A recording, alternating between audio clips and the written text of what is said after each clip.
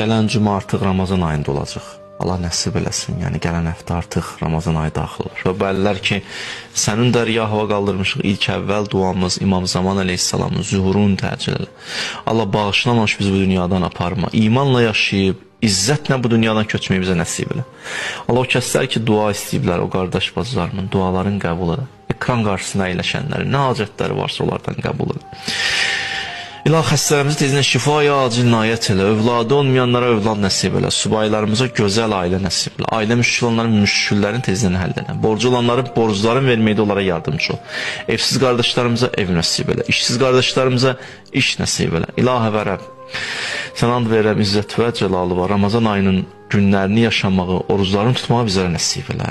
Şəhidlərimizi Kərbəla şəhidlərinə məhşur elə, onların yaxınları, ailələri, övladları, qəlblərinə huzur və aramlıq nazil inşallah. Peyğəmbər və əhl-i beytin